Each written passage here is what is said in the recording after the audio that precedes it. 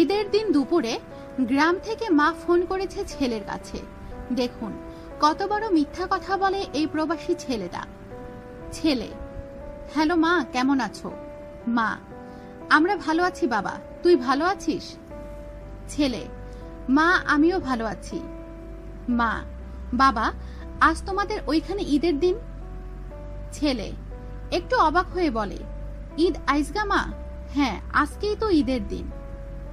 মা: বাজান, তোমার পাঠানো টাকায় বাড়ির সবাই নতুন জামা কাপড় জুতা কিনছে, আর ঈদের জন্য অনেক বাজার করছে।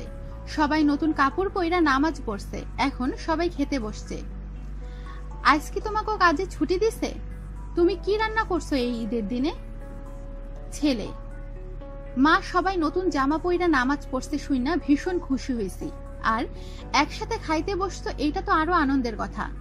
ছেলে ভাবছে, আজ ডিউটি করছে শুনলে মা কষ্ট পাবে, তাই মাকে বুঝতে দেবে না সে আজও ডিউটি করছে, তাহলে সবার মন খারাপ হয়ে যাবে, হয়তো সবার ঈদটাই মাটি হয়ে যাবে, তাই কিছুতেই বুঝতে দিবে না সে ডিউটি করছে। মা আইজ আমাকেও সারাদিনের ছুটি দিছে। গতকাল বাজার থেকে মুরগি আর গরুর মাংসের সাথে পোলাওর চাল কিনা আনছিলাম, আজ সেগুলো রান্না করছি, এখন খামো। মা: বাবা, তুমি এখনো খাও নাই? তাড়াতাড়ি খাও, পরে ঠান্ডা হয়ে গেলে মজা পাইবা না। তাছাড়া তুমি তো ঠান্ডা খাবার খাইতে পারো না।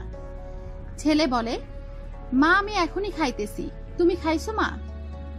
মা বলে, বাজান, এমন একটা খুশির দিন তুমি খাইছো কিনা না যাই না আমি কেমনে খাই। মা হইয়া: বাজান, তুমি মোবাইলটা মুখের সামনে রাইখা খাইতে থাকো। মা তোমার খাওয়ার আওয়াজ শুই না, তারপর নিজে খামো। ছেলে ভাবছে, আজ ঈদ হলে কি হবে?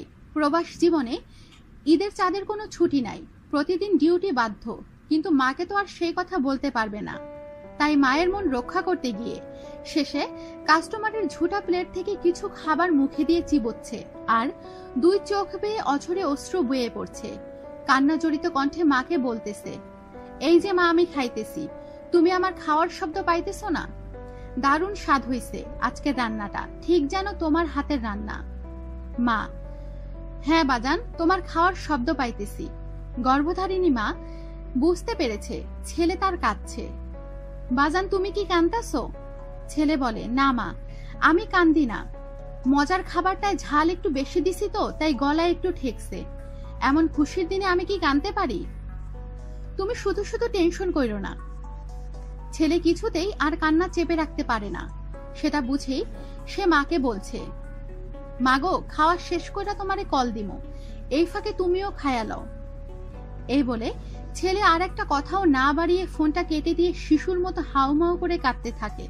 হায়রে প্রবাসী, পরিবারের 10 জনের মুখের হাসির জন্য ঝুটা প্লেটের খাবার খেয়ে বলে ঠিক যেন তার মায়ের হাতে রান্না খাচ্ছে।